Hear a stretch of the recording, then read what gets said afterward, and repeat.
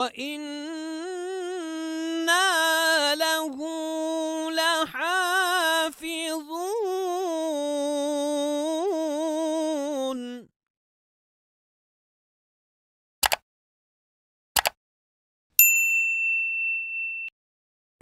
بسم اللہ الرحمن الرحیم. اللہم صلی علی سیدنا و مولانا محمد و علی آل سیدنا و مولانا محمد وبارک وسلم صلی علیہ. حضرات ذی وقار، میں ہوں آپ کا میزبان Muhammad Iqbal Chishti. Faith card YouTube channel کے ذریعے ایک نئے موضوع کے ساتھ آپ کی خدمت میں حاضر ہوں. حضرات ذی وقار، محرم الحرام کی آمد ہے، اور محرم الحرام ان حرمت والے 4 مہینوں میں سے ایک مہینہ ہے. جب یہ مہینہ آتا ہے تو ہر بندہ جو حضور علیہ والسلام کی ضروریت کے ساتھ، اہل بیت اطہار کے ساتھ جو محبت رکھتا ہے، اس کی آنکھ اس ماہ مقدس کے اندر جو ایک عظیم اور ایک بڑا جو واقعہ ہوا، اس کو یاد کر کے اس کی آنکھ اشک بار ہوتی ہے. واقعہ کربلا کیوں پیش آیا، اس کے پس منظر کیا عوامل تھے، اور امام حسین علیہ والسلام نے اس کے اندر اپنا کردار کیا ادا کیا. آج ہم نے اپنے چینل پر لب کشائی کے لیے ہم نے ان تمام واقعات کو لوگوں کے لیے، ان کو سامنے حقائق جو پس پردہ ہیں وہ حقائق سامنے لانے کے لیے ہم نے اپنے چینل پر مدعو کیا ہے ملک پاکستان کے نامور اسکالر جو انٹرنیشنل لیول پر اپنی تحقیق کا جو ہے نا وہ لوہا منوا چکے ہیں. علامہ پروفیسر ڈاکٹر حافظ صداقت علی فریدی صاحب، السلام علیکم ورحمۃ اللہ وبرکاتہ. سر، محرم الحرام کی آمد ہے، تو آپ کیا سمجھتے ہیں کہ یہ واقعہ جو ہے اس کے جو ہے نا وہ عوامل کیا تھے، اور امام حسین نے اس کا کیا اپنا کردار کیسے ادا کیا اس واقعہ میں؟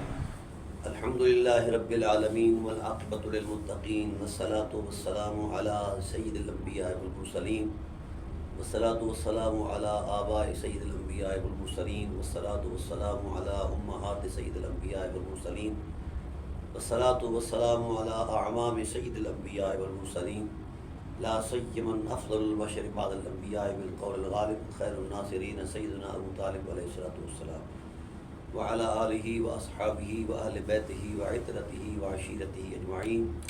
اما بعد، فاعوذ باللہ من الشیطان الرجیم، بسم اللہ الرحمن الرحیم. والموفون بعہدہم اذا عاہدوا والصابرین فی البأساء والضراء وحین البأس اولئک الذین صدقوا واولئک هم المتقون. صدق اللہ مولانا العظیم وبلغنا رسولہ النبی العظیم الرؤوف الرحیم. ان اللہ وملائکتہ یصلون علی النبی یا ایھا الذین آمنوا صلوا علیہ وسلموا تسلیما. اللہم صل علی سیدنا مولانا محمد وعلی آل سیدنا مولانا محمد کما صلیت علی ابراہیم وعلی آل ابراہیم انک حمید مجید. اللہم بارک علی محمد وعلی آل محمد کما بارکت علی ابراہیم وعلی آل ابراہیم انک حمید مجید. الصلاۃ والسلام علیک یا سیدی یا رسول اللہ وعلی آلک واصحابک یا سیدی یا حبیب اللہ. الصلاۃ والسلام علیک یا سیدی یا خیر خلق اللہ وعلی آلک واصحابک یا سیدی یا زین العرش اللہ. حمد و صلاۃ کے بعد انتہائی واجب القدر آدرین ناظرین، بحمد اللہ تعالی ہماری سلسلہ وار گفتگو قرآن اور معارف حسین علیہ السلام کے حوالے سے جاری اور ساری ہے. آج بھی بحمد اللہ تعالیٰ اسی عنوان کا ایک پہلو ہم عرض کریں گے. قرآن کریم کتاب الہی ہونے میں کتاب انقلاب ہے، اور امام علی مقام علیہ السلام امام ہونے میں امام انقلاب ہیں. لیکن انقلاب کے پیچھے جو عوامل ہوتے ہیں اس میں پوری انسانیت کے لیے جو معنویت خیز حرمت باب زندگی کا تصور ہوتا ہے، وہ اگر ہو تو وہ انقلاب صحیح معنوں میں انقلاب ہے. جب ہم آیات قرآن کا جائزہ لیتے ہیں اور ذوات اہل بیت علیہ السلام بالخصوص امام علی مقام علیہ السلام کا جائزہ لیتے ہیں، تو اس تصور میں یقیناً وہ حقائق اور وہ اسرار موجود ہیں کہ اس انقلابی امام کی عظمت پر یقین کر کے امت آگے بڑھ سکتی ہے، اور کتاب الہی جو کلام انقلاب ہے اس کو سینے سے لگا کر امت آگے بڑھ سکتی ہے۔ قرآن کریم کے جو احوال ہیں بڑے منفرد ہیں۔ قرآن کریم نے پوری انسانیت کو ایڈریس کیا ہے، اس کا سارا موضوع انسان ہے اور انسانیت کے سارے حالات اور احوال ہیں۔ اسلام آفاقی دین ہے، اللہ تعالیٰ کا پسندیدہ دین ہے، اور یہ اسلام میں پہلا عنوان ہے علم کی بنیاد پر۔ اب ہم جب قرآن کریم کے اندر دیکھتے ہیں کہ قرآن اپنے علمی حجم میں کتنا بڑا ہے، چونکہ علم پہلی اکائی ہے انسان کی تربیت کے لیے اور انسان کو انسانیت آشنا کرنے کے لیے، یہ پہلی اکائی ہے علم۔ تو قرآن کریم نے اپنے علم کا ایک جغرافیہ بیان فرمایا ہے اور اپنے اندر پائے جانے والے حقائق کا ایک مختصر سا ایک جغرافیہ بیان فرمایا ہے اپنی آیات کی روشنی میں۔ ایسا نہیں ہے کہ ہم فرد جذبات پہ ایک مسلم ہونے کی حیثیت سے یہ بات کر جائیں کہ جناب قرآن میں سارا کچھ ہے، یہ ہمارے فرد جذبات کا تصور تو ہو سکتا ہے، لیکن قرآنی آیات اور وہ حقائق جو ہیں جو قابل اعتماد حقیقتیں ہیں ان کے بغیر ہماری بات کا کوئی وزن نہیں ہے۔ لہذا ہم نے چاہا کہ آج ہم قرآن کریم کے روشن پاروں کے اندر جو حقائق اور اسرار انسانی غربت کے لیے، انسانی بقا کے لیے، انسانی شعور کے لیے، انسان کو انسانیت آشنا کرنے کے لیے جو ہیں وہ تلاش کر کے آپ کے سامنے رکھیں، کیونکہ جس طرح 4 عناصر سے انسان اپنی طبعی شناخت رکھتا ہے اور عقل اور شعور اور فکر و تدبر کے اعتبار سے اپنی انسانی شناخت رکھتا ہے، تو 4 عناصر ہی اس کی تربیتی تدریج کا جو مراحل ہیں وہ اس اعتبار سے یہ پہچانے جاتے ہیں۔ پہلا مرحلہ ہی علم ہے، اس لیے اللہ وحدہ لا شریک نے کسی بھی حکم شرعی کو پہلی وحی قرار نہیں دیا، نہ اتارا ہے نہ نازل فرمایا۔ پہلی وحی کا جب آغاز ہوتا ہے تو کہا جاتا ہے اقرا، پڑھو اور پڑھاؤ تاکہ شعور بدلے، بلند ہو۔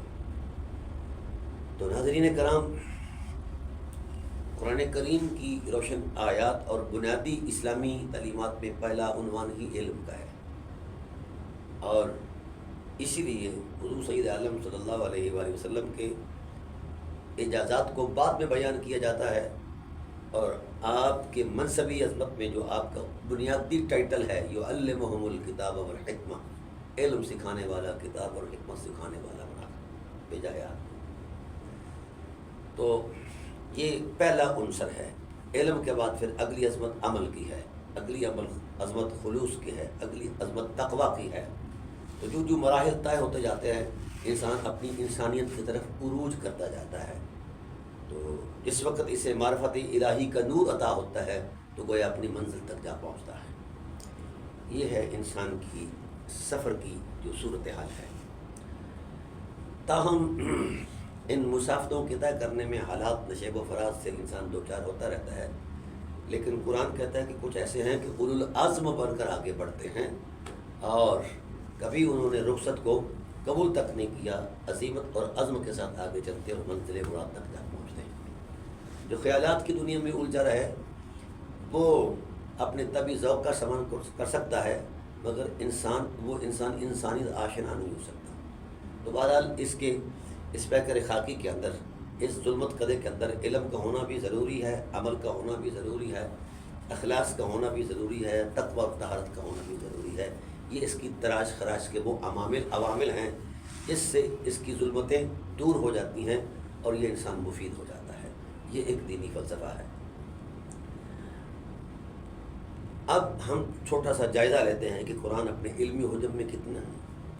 قرآن کریم نے اپنی ہی زبان سے اس بات کی گواہی دی کہ نزلنا علیک الکتاب تبیانا لکل شیء وہدی ورحمۃ وبشریٰ للمسلمین۔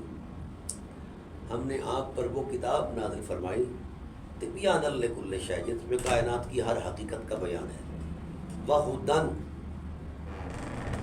جس وقت ادراک کا تصور دیا ہے اس کے ساتھ ہدایت کو بھی ساتھ بیان کر دیا کہ یہ ہدایت بھی ہے، تو گویا اولاً علم کا بیان کرنا اس بات کی دلیل ہے کہ بنیاد علم ہے اور ہدایت عمل کے تصور کو پیش کر رہی ہے، وہدن و رحمتن، اور پھر علم اور عمل کے بعد انسانی خمیر کے اندر رحمت کا ہونا بھی ضروری ہے۔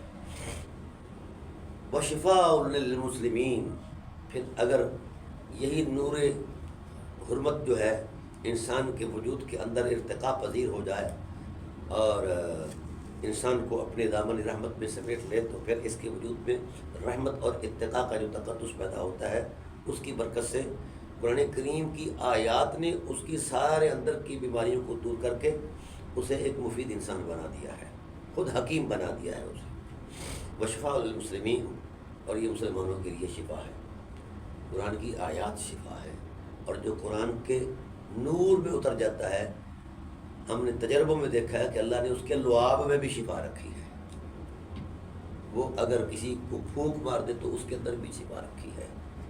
دراصل اس کی پھونک میں شفا نہیں ہے، اس کے پیچھے جو قرآنی آیات کا نور مجزن ہے، اللہ کی رحمت الفضل و احسان کا یا ورد اور اوراد کا جو نور میسر ہے، اس اعتبار سے یہ چیزیں تجربے میں آئی ہیں۔ بہرحال قرآن نے اپنا علمی حجم بیان فرمایا، تبیان لکل شیء، ہر چیز کا بیان ہے، پھر اس کی تفصیل بیان فرمائی۔ میرے حبیب، ولا رطب ولا یابس الا فی کتاب مبین، کوئی خشک اور تر ایسی چیز نہیں ہے جو کتاب مبین میں نہ ہو۔ پھر یہاں تک مزید وضاحت فرمائی کہ ولا اصغر من ذلک ولا اکبر الا فی کتاب مبین، کوئی چھوٹی سے چھوٹی حقیقت ایسی نہیں، کوئی بڑی سے بڑی حقیقت ایسی نہیں جو خود قرآن پاک کے سینے میں نہ ہو، یعنی کائنات کی ہر حقیقت اس کے اندر موجود ہے۔ پھر ایک اور وضاحتی بیان فرمایا ما فرطنا الا فی کتاب مبین، ہم نے حبیب اس چیز کو وجود ہی نہیں بخشا جو کتاب مبین میں نہیں ہے، کلام الہی میں نہیں۔ اللہ اکبر، کیا حجم ہے اس کتاب کے علم کا کہ کائنات کی ہر حقیقت کو سمیٹ کر اپنے سینے میں چھپائے ہوئے ہے، محفوظ کیے ہوئے ہیں۔ اور پھر ایک اشکال ذہن میں آتا ہے کہ کچھ ایسی حقیقتیں ہیں جو نظر الفکر اور شعور کے پرواز سے بلند ہیں، وہ غیب کے معاملات ہیں، اس بارے میں بھی کتاب الہی کے اندر کچھ حقائق اور اسرار ایسے ہیں۔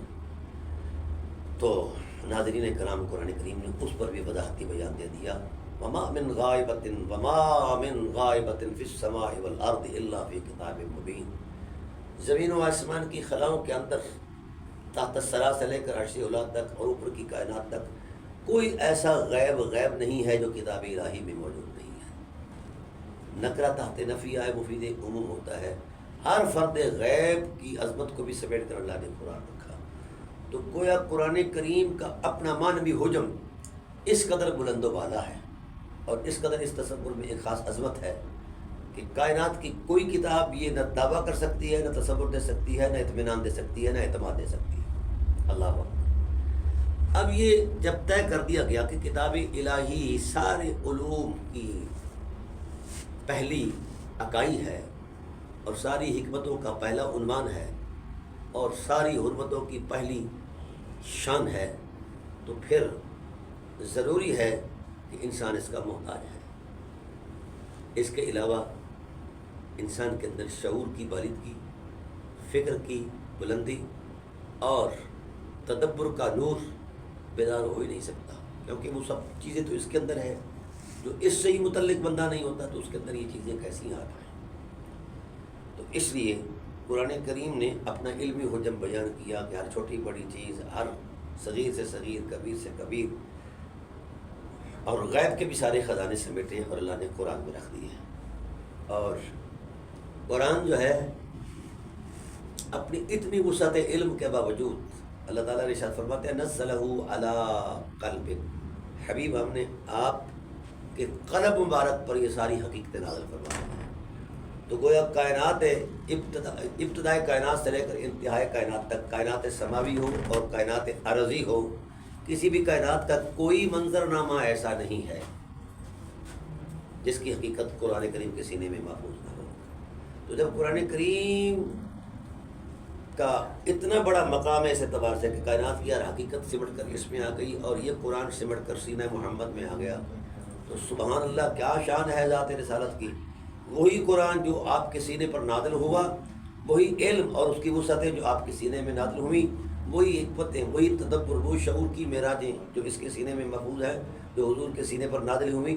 آقا علیہ السلام نے اس سارے قرآن کو ساری عظمتوں کے ساتھ، ساری حرمتوں کے ساتھ، سارے علمی دوائر کے ساتھ اٹھایا، ذات حسین سے جوڑ دیا کہ حسین قرآن سے جدا نہیں اور قرآن حسین سے جدا نہیں۔ تو گویا حسین محض تشخص کا نام نہیں ہے، بلکہ اللہ کے اسرار کے امین کا نام ہے۔ راز الہی میں یہ خود بھی ایک راز ہیں، اور اس کی حکمت بھرے اسرار جو کائنات میں پھیلے ہوئے ہیں، جو اس کی ذات کے ماحول میں محو سفر ہیں، وہ سارے اسرار جو ہیں اللہ نے رسول کے سینے میں رکھ دی ہیں اور رسول نے حسین کے سینے میں رکھ دی ہیں۔ اب کائنات کی کوئی ایسی حقیقت نہیں جو اپنا وجود تو رکھتی ہو اور وہ حسین کے پاس نہ ہو، اور جد حسین امام الانبیاء کے پاس نہ ہو، ایسا نہیں ہے۔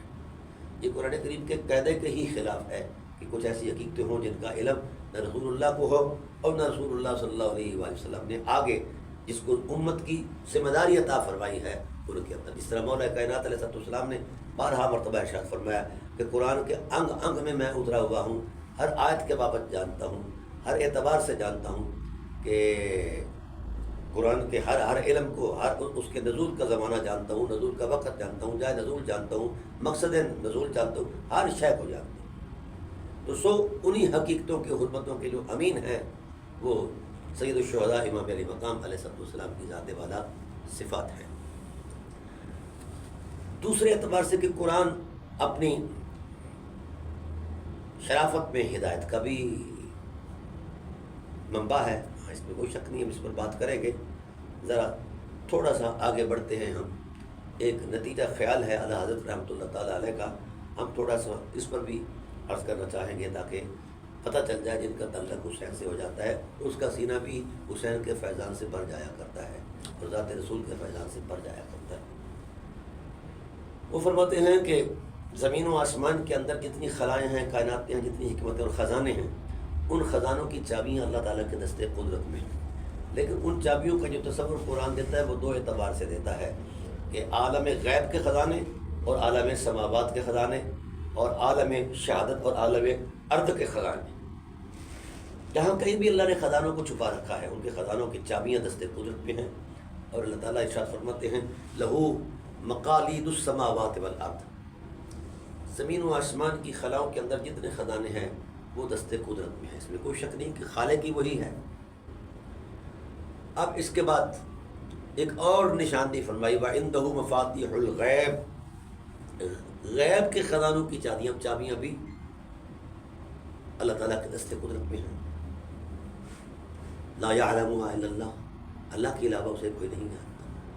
تو یہ جو اسرار تھے اللہ تعالیٰ کی ذات والا صفات نے ان کو چھپا رکھا تھا، کتنا ان کا حجم ہے کائنات کی عقلوں کو پسینہ آ سکتا ہے، مگر اللہ کے ان علوم کا، ان حقیقتوں کا کوئی احاطہ نہیں کر سکتا۔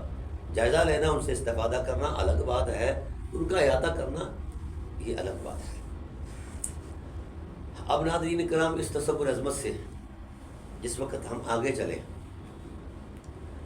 تو قرآن کریم میں صاحب قرآن صلی اللہ علیہ وآلہ وسلم کی شناختوں میں بھی کچھ اس طرح کا اعتبار قائم فرمایا، جس طرح لہو مقالید السماوات والارض، یعنی زمین و آسمان کی چابیاں، اور وعنده مفاتیح الغیب لا یعلمها الا اللہ، عالم غیب کے خزانوں کی چابیاں۔ تو عالم غیب کی خزانوں کے چابیوں کو اللہ نے مفاتیح کہا ہے، اور عالم شہادت کے خزانوں کی چابیوں کو اللہ نے مقالید کہا ہے۔ اب بات ایک ایسے انداز کی طرف جا رہی ہے کہ کل وہ روح گرم آ جائیں گے اور قرآن اور صاحب قرآن کا مقام جو ہے وہ عظمت یقین کی معراج نظر آئے گا۔ اب مفاتیح اور مقالید کے دو لفظوں کو الگ رکھیں، پہلے مفاتیح کا جائزہ لیں۔ تو مفاتیح کا جو مرکب ہے جن حروف سے، میم، فا، تا، ہا، یا وغیرہ سے، تو مفاتیح کا پہلا حرف، لفظ مفاتیح کا پہلا حرف یعنی عالم غیب کے خزانوں کی پہلی حرمت کا پہلا عنوان لفظ مفاتیح میم سے شروع ہوتا ہے۔ تو مفاتیح کا پہلا حرف میم اور مفاتیح کا آخری حرف ہا۔ اور مقالید کا پہلا حرف میم اور مقالید کا آخری حرف دال، تو گویا میم ہا اور میم دال کو جس وقت ہم مرکب کرتے ہیں تو لفظ محمد بنتا ہے۔ اللہ اکبر۔ تو گویا اللہ نے جس وقت کائنات کو وجود بخشا ہے، جب اس کی وسعتیں روح پذیر ہوئی ہیں، وجود پذیر ہوئی ہیں، تو اس کی وسعتوں کو بتا دیا گیا کہ ہم نے تمہیں از سر نو کسی تصور کے اعتبار سے نہیں ہے، ہم کیا کر رہے ہیں کہ تمہیں وجود مل رہا ہے، ہم لفظ محمد کے حروف کو کھول رہے ہیں جس کی برکت سے تمہیں وجود مل رہا ہے۔ اور جس وقت ان ساری حقیقتوں کو اللہ سمیٹ لیتا ہے تو جب یہ سمٹ جائیں تو لفظ محمد بنتا ہے، جب یہ کھل جائیں میم ہا اور میم دال تو کائنات کی ساری حکمتیں اور عظمتیں روح پذیر ہوتی ہیں۔ اب سوال یہ پیدا ہوتا ہے کہ میم ہا اور میم دال کے مرکب کا نام لفظ محمد ہے اور حضور کی ذات پر دلالت کرنے والا ہے، تو جب میم ہا اور میم دال کو ملائیں تو محمد بنتا ہے۔ تو ایسے جب اس کو کھولیں، مفاتیح کا پہلا حرف میم اور دوسرا حرف ہا، مقالید کا پہلا حرف میم اور دوسرا حرف دال، تو لفظ محمد مرکب ہوا۔ الذی یحمد حمدا بعد حمد، محمد وہ ذات ہے جس کی بار بار حمد بیان ہو اور جس کو بڑا عظمت ناک وجود بخشا جائے۔ تو اب لفظ مفاتیح کو، مقالید کو جس وقت جمع کرتے ہیں تو دونوں لفظوں کے ضمن میں اللہ کے خزانے ہیں، اللہ کی رحمتیں ہیں۔ میں نے ہر لفظ کی ابتدا اور انتہا کو کیوں کوڈ آؤٹ کیا ہے؟ پہلے میں مفاتیح کو، میں میم کو کوڈ کرتا ہوں، پھر مفاتیح کی ہا کو کوڈ کرتا ہوں، ایسے ہی مقالید کی میم کو پہلے کوڈ کرتا ہوں، پھر مقالید کی دال کو کوڈ کرتا ہوں۔ اس کا بھی ایک خاص انداز ہے قرآن کریم کی عظمتوں کے اندر، اور اس کا بھی ایک خاص فلسفہ ہے، یعنی میم ہا اور میم دال کو مرکب کرتے ہیں تو لفظ محمد بنتا ہے۔ تو گویا خدا کی ساری کائناتوں کا سارا تسلسل جب لفظ محمد کو کھولا جاتا ہے تو وجود میں آتی ہیں، اور جب کائناتوں کو سمیٹا جاتا ہے تو لفظ محمد بنتا ہے۔ نفس محمد اس سے آگے ہے، نفس محمد کا تقدس، ذات محمد کا تقدس اس سے کہیں آگے ہے۔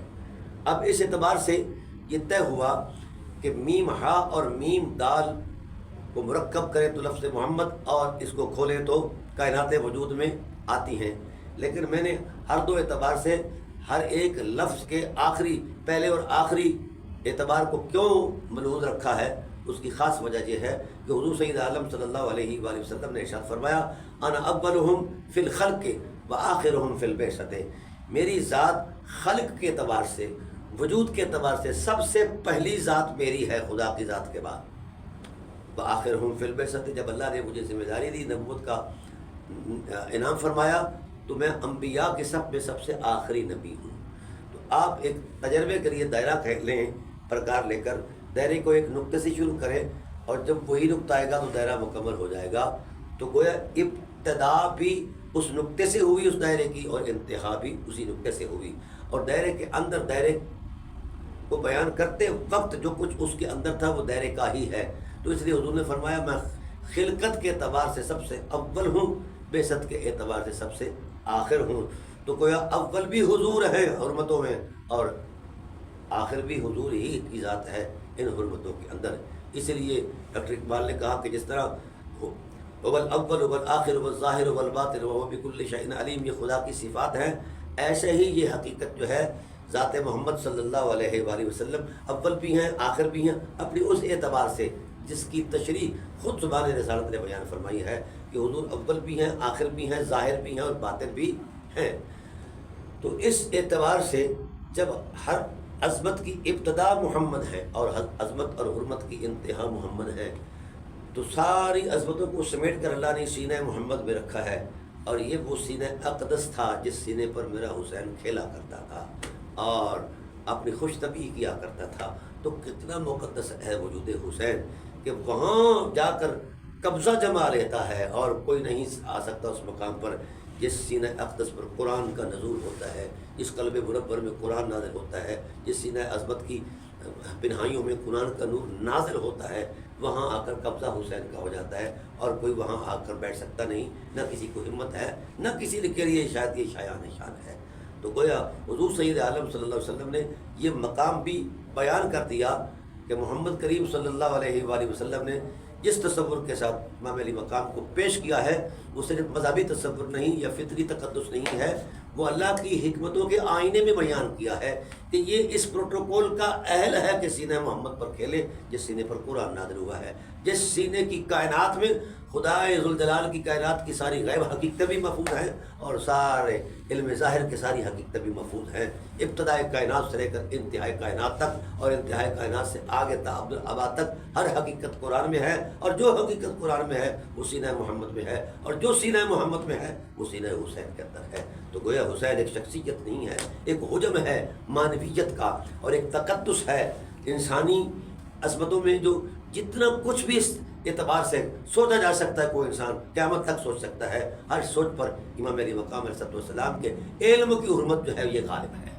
تو گویا ایک کائنات ہے وہ علم کی، کائنات ہے وہ حلم کی، کائنات ہے وہ حرمت کی، کائنات ہے وہ اخلاق کی، کائنات ہے وہ عفت کی، کائنات ہے وہ عصمت کی۔ تو ہر اعتبار سے امام علی مقام علیہ السلام محض شخصیت نہیں ہے، یہ اپنے وقت کا ابراہیم ہے، اور حضرت ابراہیم علیہ السلام کو اللہ نے فرمایا ان ابراہیم کان امۃ قانتا للہ حنیفا ولم یک من المشرکین شاکرا لانعمہ اجتباہ وہداہ الی صراط مستقیم۔ یہ وہ شان ہے، یہ وہ حرمت ہے، یہ وہ شرافت ہے، یہ وہ تقدس ہے جو قرآن کریم کے نصوص کے اندر موجود ہے اور نصوص نبوت کے اندر موجود ہے۔ تو ناظرین محترم، اب ہم نے دیکھنا یہ ہے کہ ابراہیم علیہ السلام کیا تھے۔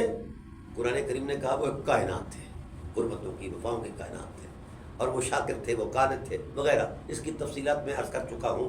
لیکن جس تصور میں قرآن کریم نے ان کو خلت کے ٹائٹل پر بیان فرمایا ہے، اس تصور میں یا امامت کی حرمت میں بیان فرمایا ہے، اس سے پہلے جو احوال ہیں، جو مقدمات امامت ہیں، وہ ہے اللہ تعالیٰ نے ابراہیم علیہ السلام کو مال سے، جان سے، اولاد سے آزمایا ہے، اور انہوں نے ان آزمائشوں پر پورا اتر کر اپنا کردار دیا ہے۔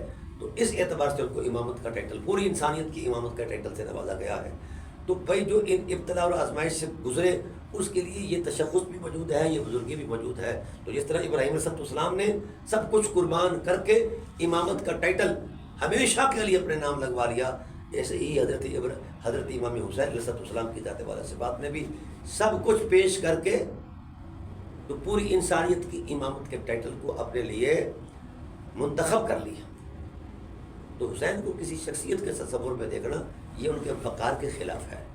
ان کو اگر دیکھ رہے ہیں تو قرآن سے دیکھو، اور قرآن کو دیکھ رہے ہیں تو پورے حسین کی نگاہ سے دیکھو۔ یہ ہے وہ شرافت، یہ ہے وہ شرف، یہ ہے وہ کمال، یہ ہے وہ تکریم جو حسین اور قرآن کے ساتھ ملی ہوئی حقیقتوں کے سینے میں محفوظ ہے۔ اس لیے حضور سید عالم صلی اللہ علیہ وآلہ وسلم کی ذات والا صفات نے قرآن کو حسین سے جوڑ دیا ہے اور حسین کو قرآن سے جوڑ دیا ہے۔ اب قرآن کریم کا دوسرا عنوان ہے ہدایت، تبیان لکل شیء وہدی، یہ ہدایت کا سرچشمہ ہے قرآن، ہدی للمتقین ہدی للناس، ہدایت ہے علی الاطلاق، ہدایت ہے پوری انسانیت کے لیے۔ لیکن ہدایت بغیر ہادی کے کیسے سمجھ میں آئے؟ اس لیے حضور سید عالم صلی اللہ علیہ وسلم کو ارشاد فرمایا گیا نزلنا الیک الکتاب تبیانا لکل شیء، ہم نے آپ پر جو کتاب نازل فرمائی اس میں ہر شے کا بیان ہے، اور آپ کھول کھول کر بیان فرمایا،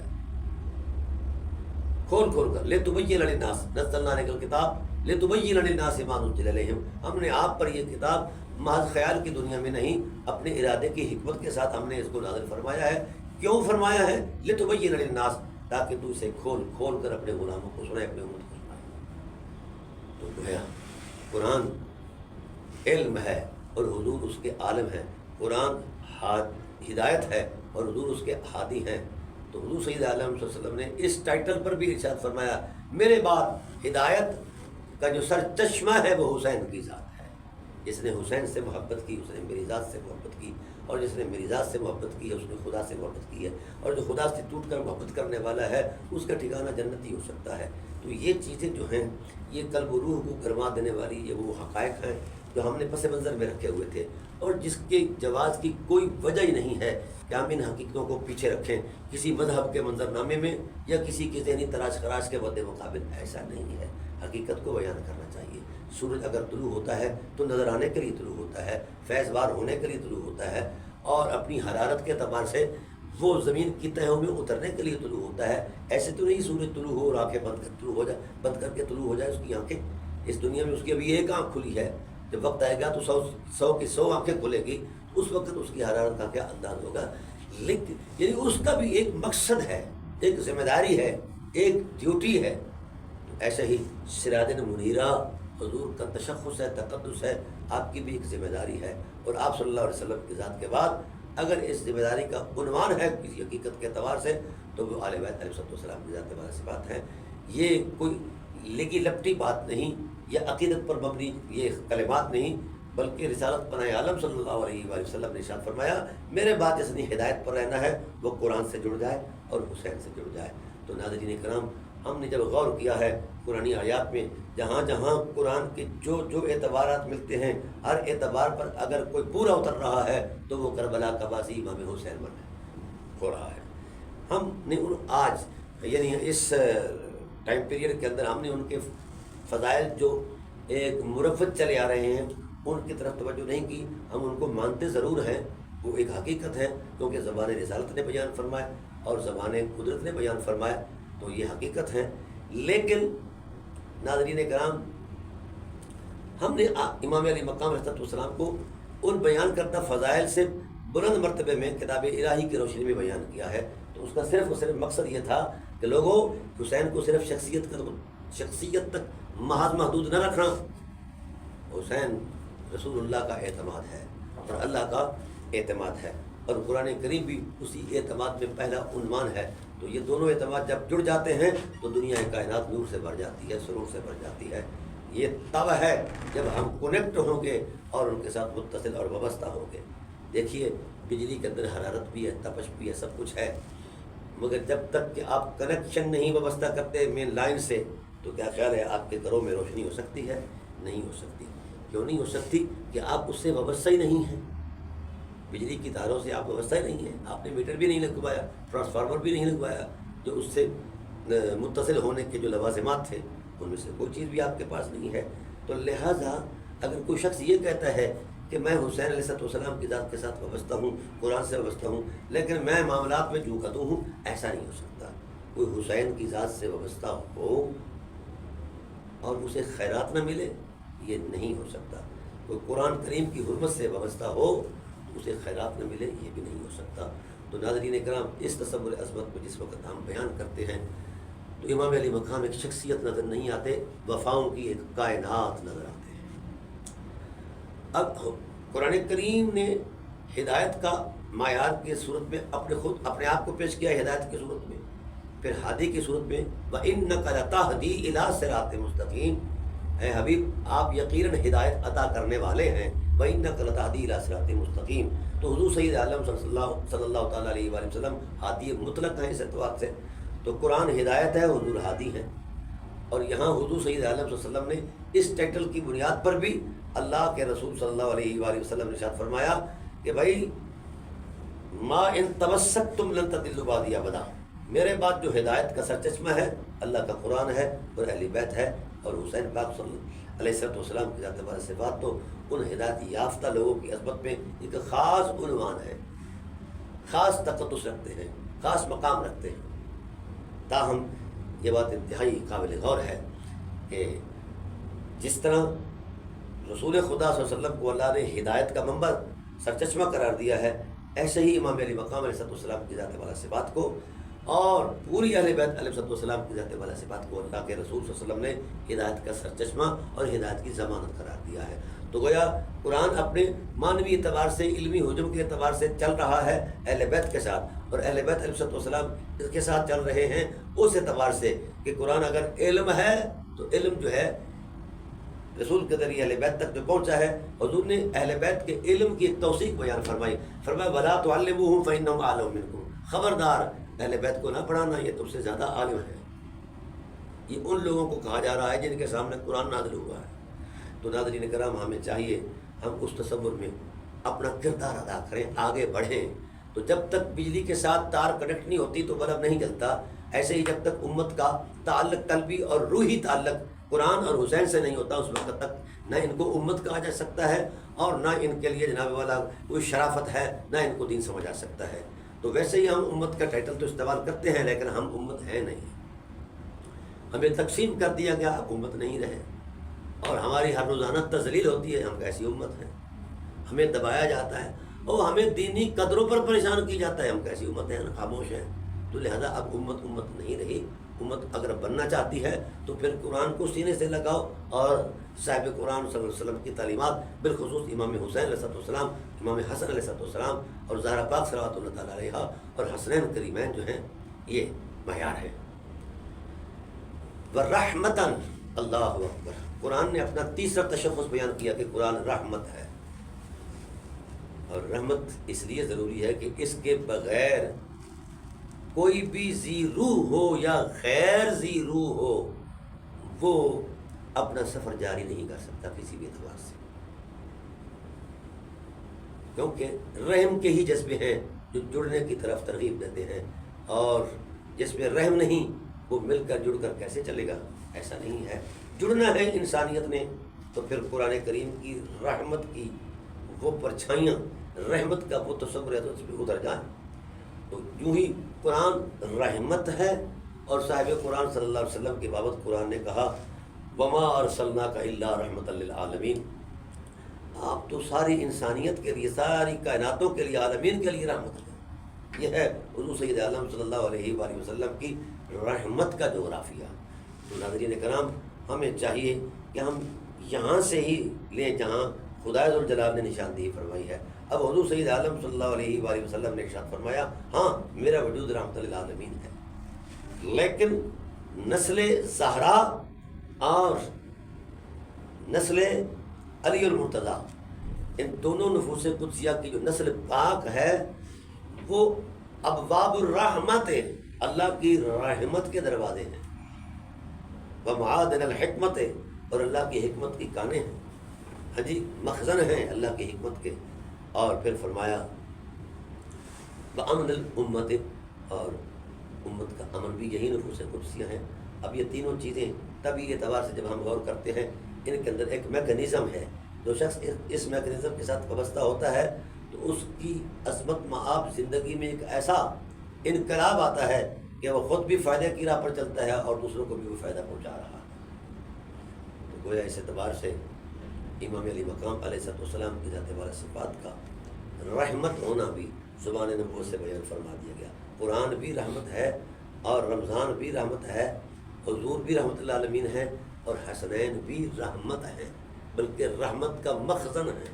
اللہ اکبر، کاش اس رحمت سے امت، اس رحمت کے مخزن سے امت جو ہے وہ استفادہ کرتی، لیکن ایسا نہیں ہے، ہم وہ استفادہ نہیں کر رہے، اس لیے ہم شکار ہیں، نا امیدیوں کا شکار ہیں، مایوسیوں کا شکار ہیں، کیونکہ ہم رحمت کے قریب ہوں گے تو رحمت میسر آئے گی، اور اگر ہم رحمت سے ہی نفرت کرنا شروع کر دیں اور رحمت پر بھی ہی تبصرے شروع کر دیں تو پھر ہمیں رحمت کیسے؟ جو اہل ظرف ہوتے ہیں وہ جھکا کرتے ہیں، صراحی سر لگو ہو کر برا کرتی ہے پیمانہ، اس لیے اے لوگوں، اے امت محمد، سرنگو ہو جاؤ، پیمانے بھر جائیں گے۔ حسین سخاوت میں انتہا پر پہنچے ہوئے ہیں، حسنین کریمین کی سخاوت انتہا ہے، اور حسنین کے نانا کی سخاوت سبحان اللہ، حسین کے دادا کی سخاوت سبحان اللہ، اور خدا تو ویسے ہی سخی الاسقیاء ہے۔ تو بھئی اگر کچھ درکار ہے تو سخیوں کے دروازے پر آؤ، جو اہل ظرف ہوتے ہیں وہ جھکا کرتے ہیں، صراحی سر نگو ہو کر بڑا کرتی ہے پیمانہ، جب تک صراحی سر نگو نہیں ہوگی تو پیمانہ نہیں بھرے گا۔ اس لیے ضروری ہے کہ ہم اپنے تصور حیات میں اسی عظمت کو پیش کریں، قرآن کو بطور علم، قرآن کو بطور عمل، اور ایسے ہی قرآن اور اہل بیت کے درمیان جو ایک تعلق ہے، انمٹ نقوش ہیں، جو ایک غیر متزلزل جہت عظمت ہے، اس کے ساتھ وابستہ ہو جائے تو ہم وابستہ ہو جائیں گے، تو پھر ہمیں وہ ہر نعمت ملے گی جو نعمت قرآن کے سینے میں ہے، جو نعمت خدا ذوالجلال کے کارخانہ قدرت پہ ہے۔ ہم پیوستہ تو ہوں، ہم پیوستگی کی بجائے سوچ رہے ہیں کہ حسین کو کیسے مانا جائے، تشیع کے طرز پر بس آنا مانا جائے یا تسلط کے طرز پر. ابھی تک 1400 سال ہو گئے، ہمیں ماننے کا سلیقہ ہی نہیں جاتا. چلو حسین کے ماننے کے سلیقے کے اعتبارات آپ اپنے مختلف صحیح، کم از کم حسین کی ماننے کے لیے تو اپنے آپ کو پیش کرو. ہاں، جہاں امام علی مقام علیہ السلام کی تعلیمات میں کہیں کوئی جھول آئے، کوئی نقص محسوس کرے تو بھائی اس سے ہٹ ہو جائے. جو تعلیمات قرآن کی روشن آیات کی عظمت میں ہیں، فرمان رسالت کی حرمت میں، آپ احادیث کی عظمت میں ہیں، اور امام علی مقام اس کی وضاحت فرما رہے ہیں، کم از کم اس کا احترام تو کیا جائے. تو جب تک ہمارا تعلق قائم نہیں ہوگا قلبی، روحانی، دینی اور ایمانی، اس وقت تک نہ ہمیں حسینیت آ سکتی ہے، نہ ہمیں حسین کے فیضان سے فیض مل سکتا ہے. اس لیے ضروری ہے کہ ہم اس انداز میں جس انداز کی دعوت قرآن دیتا ہے. اور پھر تیسرا قرآن نے کہا وَرَحْمَةً وَبُشْرَىٰ لِلْمُسْلِمِينَ، اللہ بشارت ہے مسلمانوں کے لیے. اور صاحب قرآن صلی اللہ علیہ وسلم کے ارشاد فرمایا اِنَّا أَرْسَلْنَاكَ شَاهِدًا وَمُبَشِّرًا وَنَذِيرًا وَدَاعِيًا إِلَى اللَّهِ بِإِذْنِهِ وَسِرَاجًا مُنِيرًا. حضور کی ذات کو بھی اللہ تعالیٰ کی ذات کے والا صفات نے مبشر قرار دیا ہے، سراج منیر قرار دیا ہے. اور جو چیزیں امت سے متعلق تھیں، بشارت کا تعلق تھا، انوار و تجلیات کا تعلق تھا، ہدایت کا تعلق تھا، ترغیب کا تھا، ترہیب کا تھا، جس بھی انداز کا جو بھی تعلق تھا، اس تعلق کی عظمت میں اللہ تعالیٰ نے اپنے محبوب کو پیش کیا ہے. اور حضور سید عالم صلی اللہ علیہ وآلہ وسلم کی ذات والا صفات نے حسین کو پیش کیا ہے، قرآن کے ساتھ ملا کر پیش کیا ہے، الگ سے بیان ہی نہیں کیا. تو بھائی پھر اب ہم اس دور کے اندر کیا سوچیں؟ یہ تو الگ بات ہے کہ ہمارے کلچر کے اندر، بر صغیر کے اندر یہ چیز موجود ہے. ہر شخص اب اپنے طریقہ فکر اور اب اپنے انداز تکلم کے ساتھ اور انداز فکر کے ساتھ، اب اپنے طرز عمل کے ساتھ، امام علی مقام کے ساتھ اپنی وابستگی کا اظہار کرتا ہے. اور عرصہ دراز سے یہ چیزیں ہو رہی ہیں، لیکن امت آگے نہیں بڑھ رہی. یہ میرا سوال ہے، امت آگے نہیں بڑھ رہی، کیوں نہیں بڑھ رہی؟ ہاں، ہم نے قرآن کو بھی اور حسین کو بھی مذہب کی عینک سے دیکھا ہے، مسلک کے عدسے سے دیکھا ہے، مشرق کے تصور سے دیکھا ہے.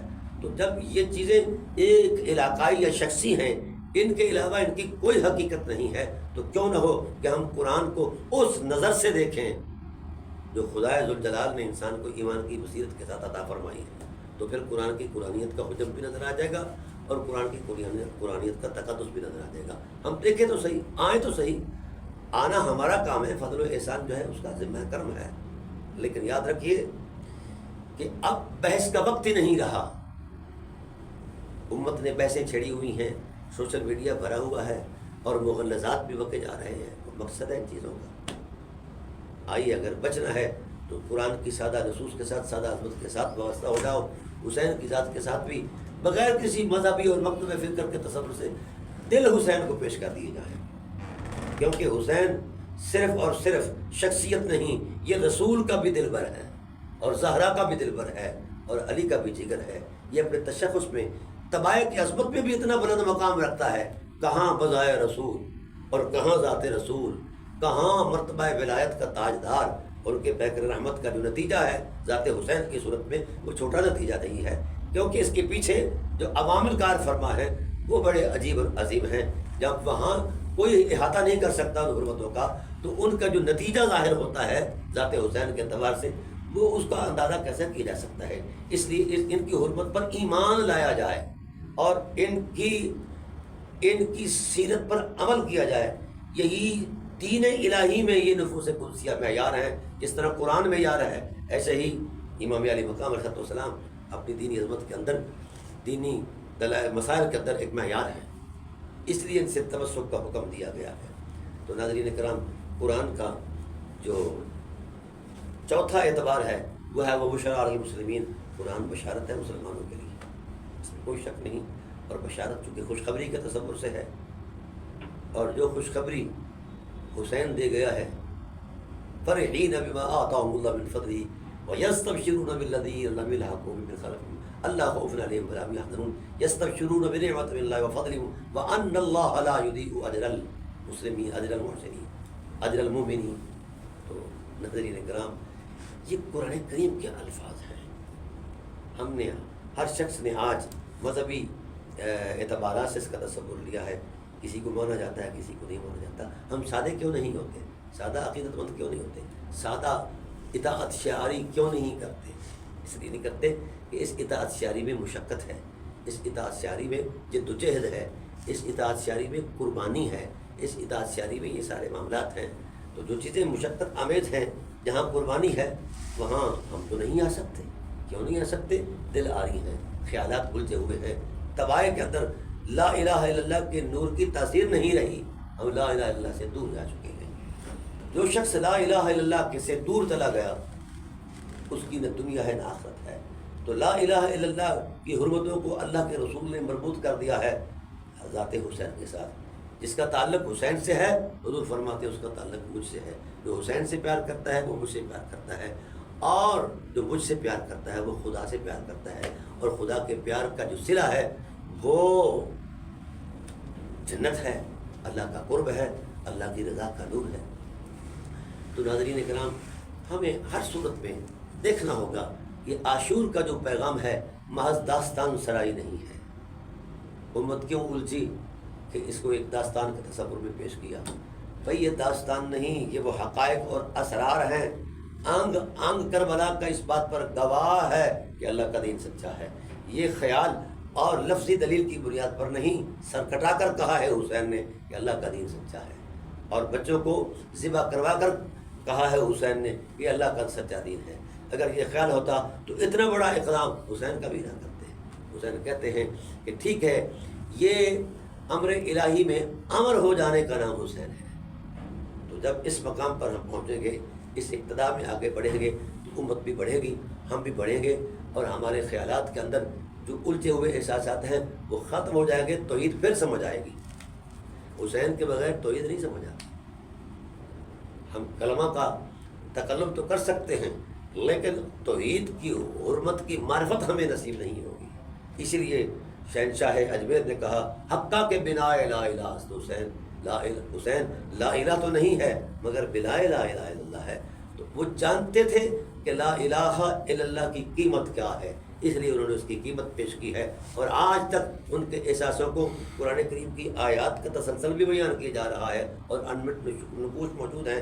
ہر دل کے اندر اس ذات والا صفات کے احترام کی حرمت کا تقدس موجود ہے۔ تو آئیے ہم کربلا سے سبق سیکھیں، غیرت کا، حمیت کا۔ کربلا کیوں ہوئی؟ کبھی اس پر بھی کسی نے غور کیا؟ کسی نے خاندانی عصبیت قرار دیا، کسی نے کچھ نہیں۔ کربلا ایک باطل نظام کے سامنے طاقت بن کر قائم ہوئی ہے۔ کربلا امام علی مقام تب تشریف لائے تو ایک طاغوتی نظام کے مد مقابل طاقت بن کر آئے۔ یہ نہیں دیکھا کہ میرے ساتھ اہل مدینہ چلے ہیں کہ نہیں چلے، یہ نہیں دیکھا میرے ساتھ اہل مکہ چلے ہیں کہ نہیں چلے۔ اتنی مسافتیں کرتا ہوا امام کربلا تک پہنچا ہے، اس عظیمت کے ساتھ کہ اللہ کے دین کے غلبے کے لیے ہر قربانی پیش کر دی ہے، اور کر کے دکھا دی ہے۔ ڈاکٹر اقبال رحمۃ اللہ تعالیٰ علیہ نے کعبہ کو مخاطب ہو کر کہا، کعبہ بڑی عظمتوں کا شاہکار ہے، کائنات کا قبلہ ہے، نبی بھی تیری طرف ہی منہ کر کے نماز پڑھتے ہیں، لیکن یہ نہ کہنا کہ اینٹ گارے اور پتھر سے بنایا گیا یہ تیرا جو پیکر ہے یہ تیری عظمت کا شاہکار ہے۔ کعبہ تو اپنی تاریخ پڑھ، اپنی تاریخ دیکھ، تو کیسے کھڑا ہے، کیوں کھڑا ہے۔ کائنات کے نشیب و فراز نے تیرے ایک چھوٹے سے ٹکڑے کو بھی الگ نہیں کر پائی۔ کائنات کا نشیب و فراز، دنیا مزمحل ہوگی لیکن تو وہیں کا وہیں کھڑا ہے۔ بتا تو صحیح تیری بنیادوں کے اندر وہ کون سی ایسی طاقت ہے جس نے بڑے بڑے طوفانوں کا مقابلہ کر لیا ہے اور تو کھڑا ہے اور قائم ہے۔ تو کعبے نے جب اقبال کو بتایا تو اقبال نے اس کا ترجمہ جو کیا کہ کتنی سادہ و رنگین ہے داستان حرم، ابتدا جس کی اسماعیل ہے اور نہایت حسین ہے، یہی وہ فتح نہ ہو بذبح عظیم کی ایک عملی تفسیر ہے۔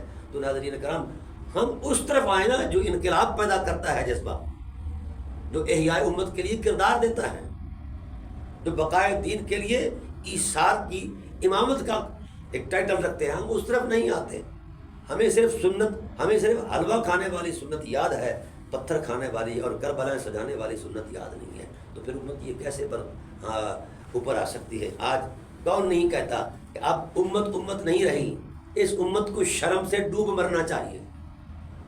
اگر غیرت نام کی کوئی شے ہے، اگر کلمے کا احترام ہے تو ہمیں ڈوب مرنا چاہیے۔ آج غزہ میں ایک نئی کربلا تازہ ہو رہی ہے، 40,000 کے قریب شہداء کی تعداد ہے، وہاں 72 کی تعداد ہم ہر روز یاد کرتے ہیں، یہاں وہی کربلا کا تصور ہے، یہاں 40,000 جو ہیں وہ مارے جا چکے ہیں، شہید کیے جا چکے ہیں، اور لاکھوں کی تعداد میں زخمی ہیں، وہ ان پر ڈبل موت ہے اور ان پر وہ ڈبل اذیت ہے کہ وہ کس طرح اپاہج ہو کر اپنی زندگی گزاریں گے۔ تو ناظرین کرام، یہ کیوں ہوا ایسا؟ ایسا اس لیے ہوا کہ ہم نے حسین کو چھوڑ دیا ہے اور طاغوت کو قبول کر لیا ہے، طاغوتی نظام کو ہم نے قبول کر لیا ہے، ہم طاغوت کے اعلی کار بن گئے ہیں، بلکہ طاغوت کے رضا خار بن گئے ہیں۔ غیرت اور حمیت ختم ہو چکی ہے، ہمارے اداروں کے اندر وہ شعور نہیں رہا جو پاکستان کی قدروں کا احترام کر کے آگے بڑھے اور کردار دیں۔ یہ ساری چیزیں کس کو ہم بتائیں، کس کے ساتھ ہم یہ الجھیں؟ یہ ذمہ داریاں کس کی ہیں؟ مال بنانا اور ہے، دین بچانا اور ہے۔ اس لیے حسینی تو وہی ہے جو دین بچاتا ہے، جو مال بناتا ہے وہ حسینی نہیں ہے، وہ جھوٹا ہے، وہ مکار ہے، اس کو اب اپنا ٹائٹل جو ہے واپس کر دینا چاہیے، چھوڑ دینا چاہیے۔ اور میں یہ پورے وثوق سے کہہ رہا ہوں کہ یہ ہمارے آج کے جو لوگ ہیں، ہمارے ادارے ہیں، وہ اپنا ٹائٹل چھوڑنے پر بالکل آمادہ ہیں، عملاً تو وہ آمادہ ہو چکے ہیں، صرف ایک لفظ رہ گیا ہے کہ اگر پاکستانی قوم کے سامنے ہم وہ لفظ بولیں گے تو ہو سکتا ہے پاکستان کی قوم غیرت مند ہے، اٹھ کر ہمارا تختہ الٹ دے اور ہمیں جناب والا بے حیثیت کر دے۔ دوستو، خدا سے ڈر جاؤ، خدا کو منہ دکھانا ہے۔ کل حسین کو کیا منہ دکھائیں گے؟ کھاتے حسین کا نام کا ہے اور گنگناتے ہیں ہم یہودیوں کے معاملات کا۔ اس لیے اسلام کی طرف آؤ، حسینیت کی طرف آؤ۔ یہودیت انسانیت میں ایک ناسور ہے، اس کے خاتمے کے لیے حسینی ہو جاؤ۔ اللہ تعالیٰ حسینی ہونے کی توفیق نصیب فرمائے۔ وما علینا الا البلاغ۔ بڑے اچھے اور سہل انداز میں عوام الناس کے سامنے ڈاکٹر صاحب نے اپنے معافی ضمیر کا قرآن و سنت کی روشنی میں عوام الناس کو ایک عظیم آگہی سے نوازا۔ میں دعا گو ہوں کہ اللہ رب العالمین ہمیں حق سمجھنے کی، اس پر عمل کرنے کی اور اس کو سمجھنے کی توفیق عطا فرمائے۔ اسی کے ساتھ اپنے میزبان کو اجازت دیجیے۔ والسلام علیکم۔